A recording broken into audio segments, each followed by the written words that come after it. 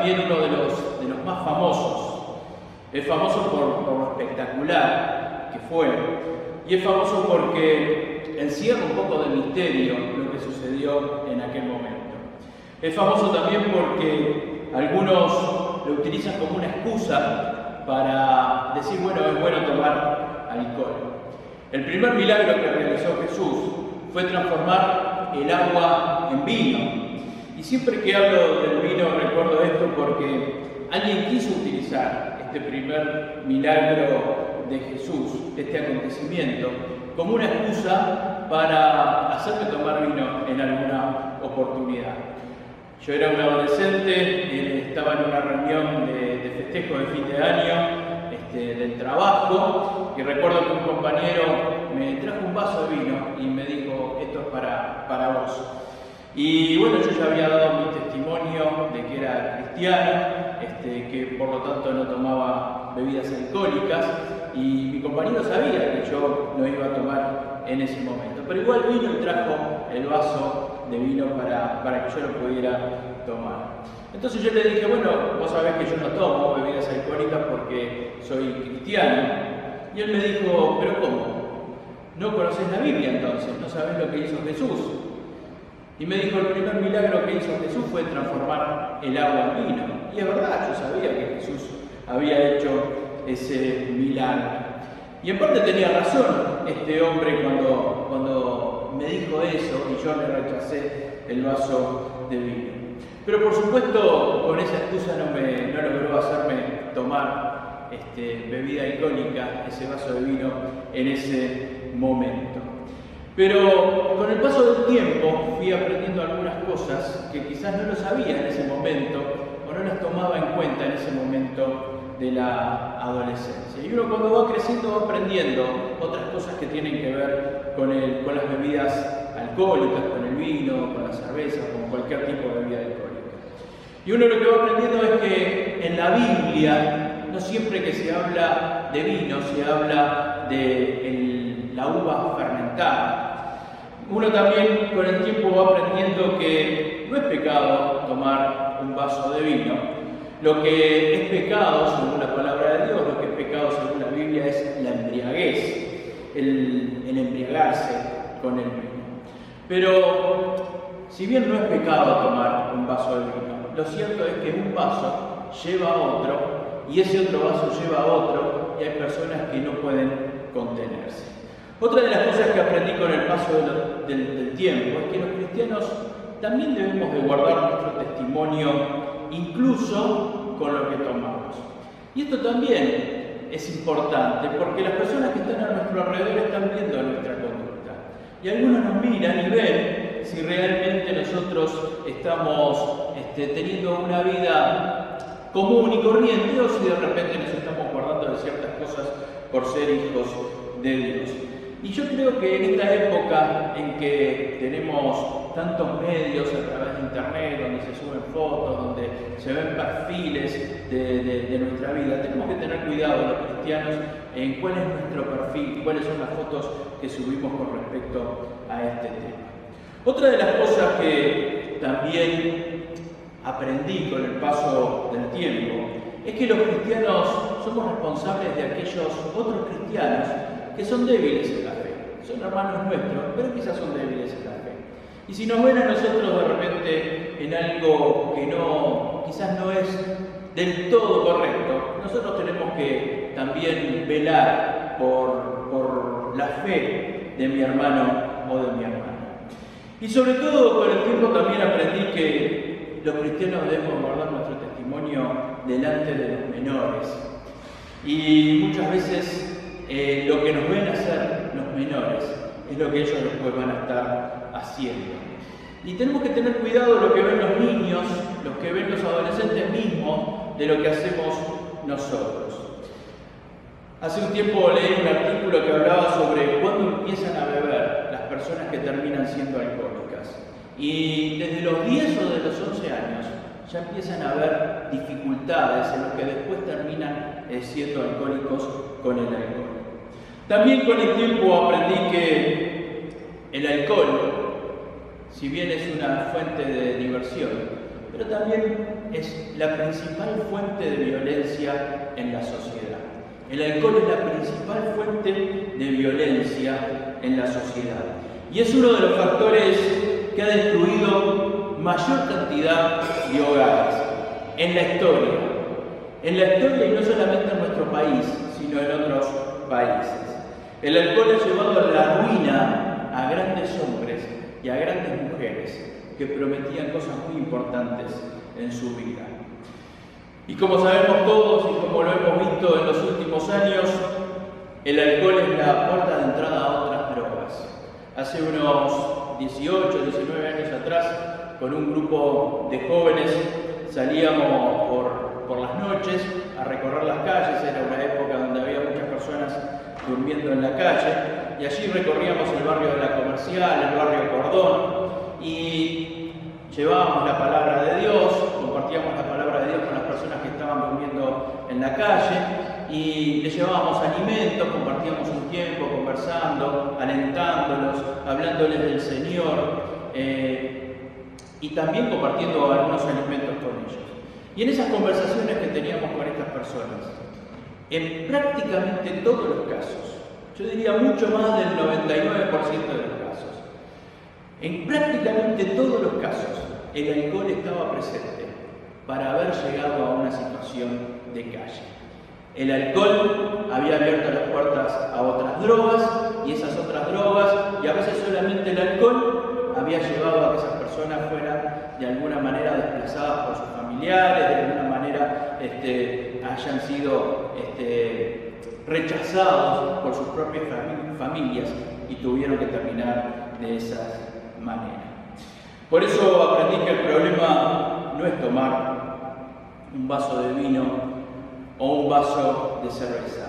El problema es cuando yo participo de bebidas alcohólicas con otras personas. Pero muy bien, quiero cerrar este paréntesis sobre el tema del alcohol, porque siempre cuando hablamos cuando Jesús hizo este milagro, siempre terminan habiendo preguntas sobre el alcohol. Entonces, para no responder las preguntas después, hice este paréntesis para comenzar. Pero vamos al texto, vamos a lo que nos habla la palabra de Dios con respecto a lo que dice Juan capítulo 2. Juan capítulo 2. Y allí vamos a ver este primer milagro hecho por Jesús. Dice la palabra de Dios en Juan capítulo 2, versículo 1. Al tercer día se hicieron unas bodas en Caná de Galilea, y estaba allí la madre de Jesús. Y fueron también invitados a las bodas Jesús y sus discípulos. Y faltando el vino, la madre de Jesús le dijo: ¿no tienen vino? Jesús le dijo: ¿qué tienes conmigo, mujer? Aún no ha venido mi hora. Su madre dijo a los que servían: haced todo lo que os dijere. Y estaban allí 6 tinajas de piedra para agua, conforme al rito de la purificación de los judíos, en cada una de las cuales cabían 2 o 3 cántaros. Jesús les dijo: llenad estas tinajas de agua, y las llenaron hasta arriba. Entonces les dijo: sacad ahora y llevadlo al maestresala. Y se lo llevaron. Cuando el maestresala probó el agua hecha vino, sin saber él de dónde era, aunque lo sabían los sirvientes que habían sacado el agua, llamó al esposo y le dijo: todo hombre sirve primero el buen vino, y cuando ya han bebido mucho, entonces el inferior. Mas tú has reservado el buen vino hasta ahora. Mas tú has reservado el buen vino hasta ahora. Este principio de señales hizo Jesús en Caná de Galilea y manifestó su gloria, y sus discípulos creyeron en él. Después de esto descendieron a Capernaum, él, su madre, sus hermanos y sus discípulos, y estuvieron allí no muchos días. Es muy interesante el relato que hace Juan de lo que sucedió en esas bodas. Y una de las cosas que siempre llama la atención cuando vemos este primer milagro hecho por Jesús es que vemos a Jesús, vemos a sus familiares, vemos a su madre, pero no aparece José. Por lo que se supone que a esta altura de la vida de Jesús, José ya había fallecido. Ahora dice el versículo 1 que a la boda había sido invitada la madre de Jesús.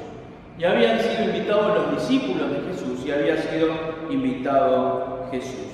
Lo primero que podemos resaltar de este pasaje es que Jesús estaba en una fiesta de casamiento. Y esto es muy interesante.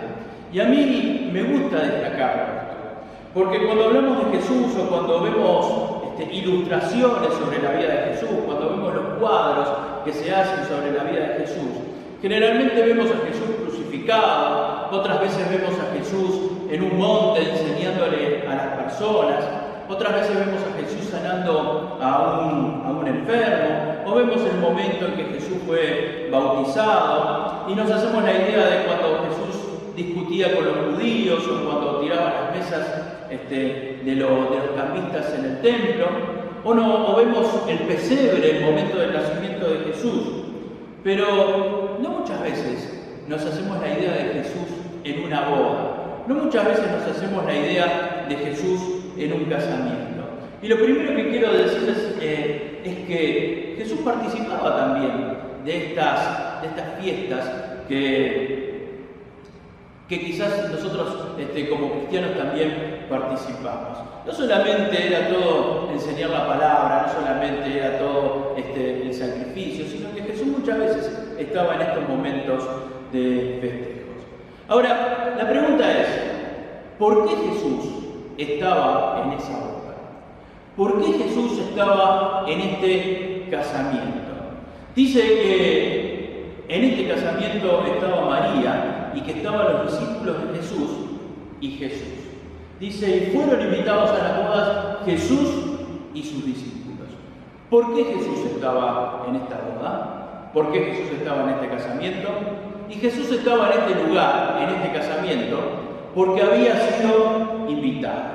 Porque los novios, cuando organizaron su casamiento, los novios cuando planificaron su fiesta de casamiento, dijeron, tiene que estar Jesús en nuestro casamiento. Y esto es lo primero que tenemos que aprender de esta historia. Este matrimonio del que no conocemos sus nombres, este matrimonio que no sabemos si fue un matrimonio que duró muchos años o pocos años, no sabemos si fue un matrimonio feliz o no fue un matrimonio feliz. Lo que sí sabemos es que cuando planificaron su casamiento, pensaron en que Jesús estuviera en su boda. Y esto es lo primero que me tengo que preguntar en esta mañana. Cuando planifico mi vida, cuando planifico las cosas importantes de mi vida, en esos planes, ¿está Jesús? ¿Entra Jesús en los planes de las cosas importantes de mi vida? ¿Será que estoy planificando mi vida con la presencia de Jesús? ¿O no me importa lo que diga Jesús de lo que yo planifico? Cuando tomo una decisión, ¿será que lo hablé primero con Jesús? ¿Será que lo puse en oración delante del Señor? Yo lamento cuando los cristianos tomamos decisiones confiando solamente en nuestra inteligencia. O cuando tomamos decisiones confiando en lo que nosotros sentimos. O confiando en lo que nos aconsejan los demás. O cuando tomamos decisiones por las presiones que recibimos de las demás personas.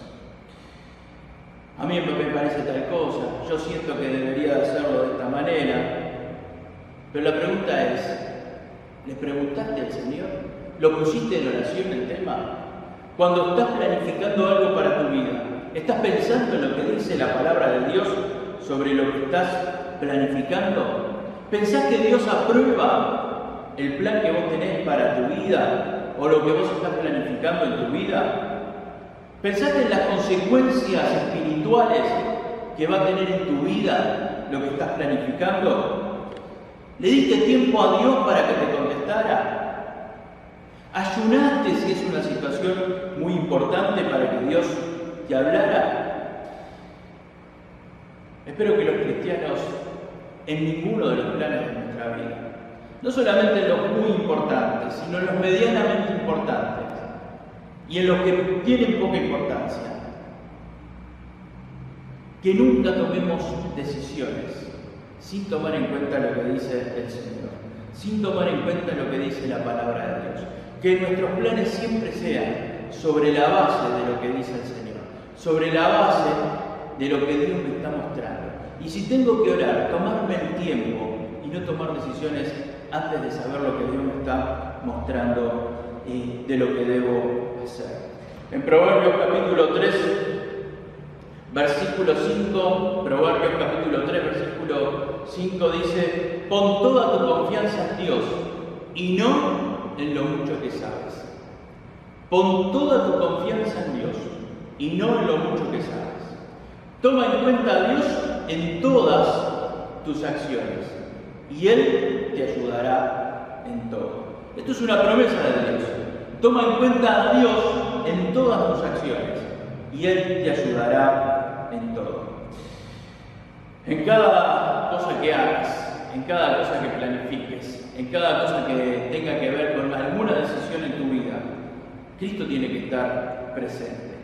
Que la decisión no sea solo lo que me parece mejor, que la decisión sea pensando en lo que dice Jesús, que la decisión sea pensando en lo que dice la palabra de Dios, que cuando planifiques algo para tu vida, que Cristo esté presente.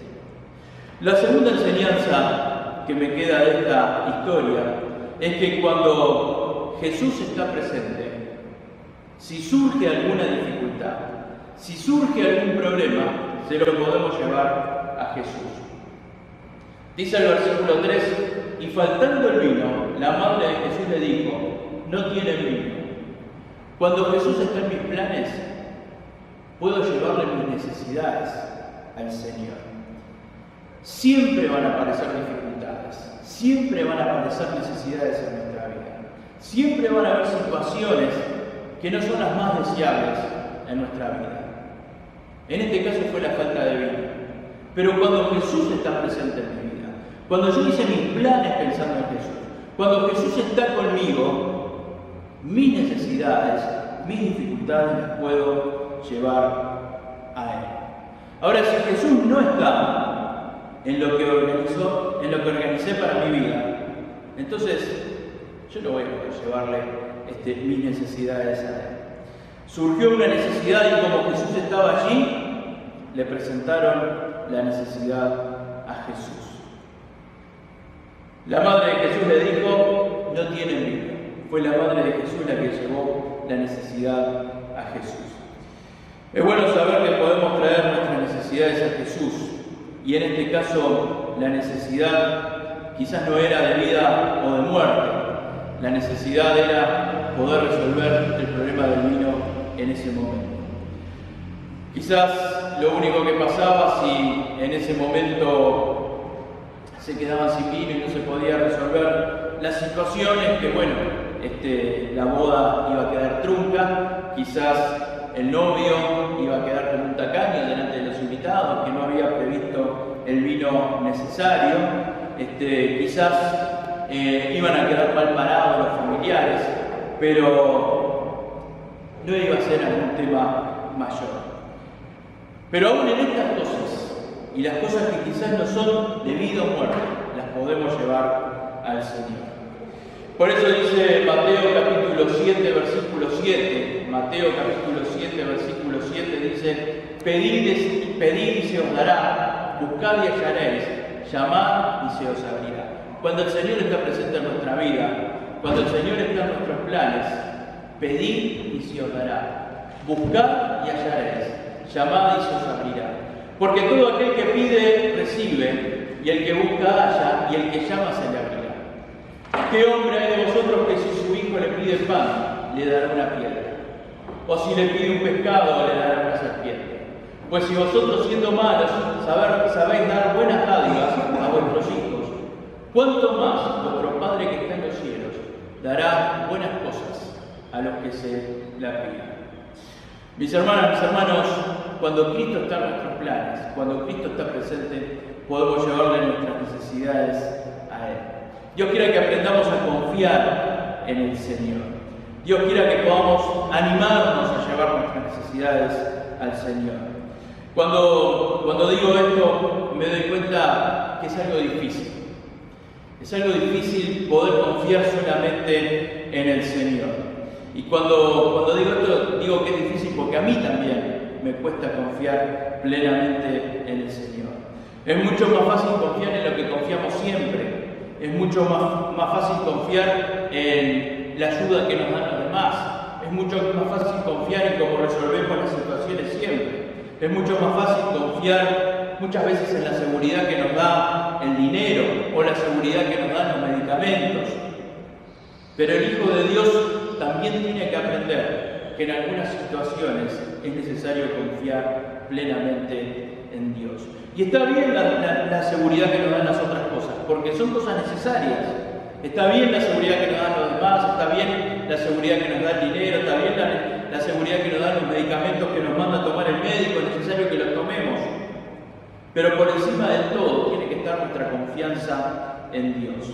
Las demás cosas son instrumentos que Dios nos da, pero que son instrumentos muy útiles, que son necesarios, pero nuestra confianza por encima de todas las cosas tiene que estar en Dios. Cuando Jesús está presente, los problemas se los podemos llevar a Él. Cuando Jesús está presente, los problemas los podemos poner en las manos de Dios. ¿Por qué Jesús hizo el milagro de transformar el agua en vino? Y porque estaba ahí. Si no hubiera estado invitado Jesús en esa fiesta se hubiera terminado el vino y ahí se hubiera terminado la historia. Se hubiera cortado la fiesta, hubiera sido una gran vergüenza para el novio y su familia, y quizás ese matrimonio hubiera tenido un mal comienzo. Mis hermanos, no vamos a ver el poder de Dios en nuestras vidas si Jesús no está en nuestros planes. Este matrimonio pudo ver el poder de Dios en su vida porque Jesús estuvo en su boda, estuvo en su casamiento. Si nosotros queremos ver el poder de Dios en nuestras vidas, Jesús tiene que estar en nuestros planes. Y no vamos a ver el poder de Dios en nuestras vidas si Jesús no está en nuestros planes. Si Jesús está en nuestra vida, si Jesús está en nuestros planes, podemos llevarle nuestras necesidades siempre a Él. Otro de los puntos centrales de este pasaje está en el versículo 5. Juan capítulo 2, versículo 5. Su madre dijo a los que servían: haced todo lo que os dijere. La madre dijo a los que servían: haced todo lo que os dijere. Los cristianos, para ver el poder de Dios, también tenemos que acostumbrarnos a hacer todo como el Señor nos dice, a obedecer lo que dice la palabra de Dios. A veces queremos ver el poder de Dios en nuestra vida sin obedecer al Señor. Es que a veces confundimos algunas cosas y a veces confundimos cristianismo con conocimiento bíblico. Pensamos que ser un cristiano es saber de la Biblia, pero en realidad el cristianismo es conducta. Seguir a Cristo se ve en nuestra conducta.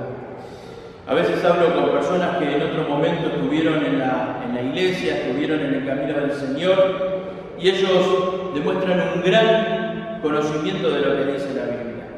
Pero el saber no nos hace cristianos verdaderos. Por eso Jesús, en Mateo capítulo 7, versículo 21, Mateo 7, 21, Jesús dijo: no todo el que me dice Señor, Señor entrará en el reino de los cielos, sino el que hace la voluntad de mi Padre que está en los cielos. No todo el que me dice Señor, Señor entrará en el reino de los cielos, sino el que hace la voluntad. Cristianismo es hacer lo que Dios nos manda en su palabra. Si yo leo la Biblia todos los días y nunca encuentro nada para corregir en mi vida, y nunca encuentro nada para cambiar en mi conducta, y mi vida no tiene nada de malo, sino que puede seguir así, hay algo que está pasando en mi vida. La palabra de Dios nos tiene que mostrar cuáles son las cosas que están mal en nuestra vida, cuáles son las cosas que tenemos que corregir. ¿Se puede pedir un milagro a Dios sin hacer nada de lo que Dios espera de nosotros? ¿Se puede pedir a Dios algo sin ser obediente a Dios? Escuchemos la palabra de Dios y hagamos lo que el Señor nos muestra. y hagamos las cosas como dice el Señor. La Madre de Jesús dijo: haced todo lo que os dijere. Hay cosas que a veces las aprendimos de niños cuando íbamos a la escuela dominical, pero a pesar de que las aprendimos hace tantos años, todavía en nuestra vida no las hemos aprendido a hacer. Hay cosas que las aprendimos desde niños, pero todavía no las estamos aplicando en nuestra vida.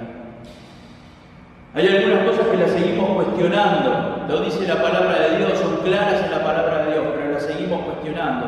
Y a veces con la excusa de que, bueno, son tiempos modernos, son tiempos distintos, hay que modernizarse, las costumbres van cambiando, y pensamos que hay algunas cosas que deberían de cambiar en cuanto a lo que dice la palabra de Dios.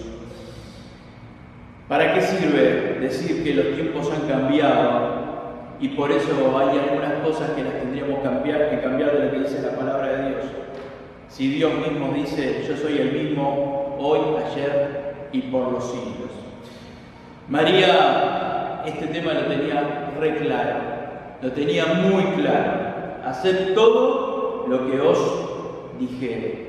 No esperemos que Dios haga o resuelva cosas importantes en nuestra vida si nosotros no estamos dispuestos a hacer todo como el Señor quiere. No esperemos que se pueda transformar el agua en vino si nosotros no hacemos todo como Él quiere. Ahora, no era fácil cumplir esto que estaba diciendo María, no era fácil hacer todo como Jesús les decía.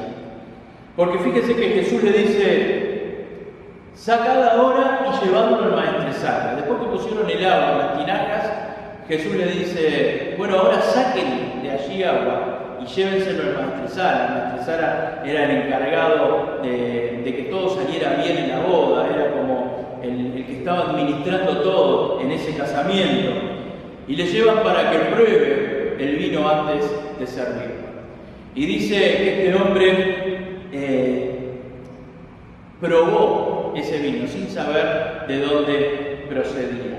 Ahora yo le digo, era muy difícil estar en el lugar de esas personas que estaban sirviendo eso. Era muy difícil estar en el lugar de ese hombre que tenía que llevar la copa hasta donde estaba el maestresala y llevársela para que la probara. No era fácil, porque él sabía que lo que se había puesto ahí era agua, y él sabía que lo que estaba en esas tinajas era mucha agua. Había que estar en el lugar de ese hombre, porque podrían haber burlas, podría ser castigado por quizás llevarle eso al maestresala.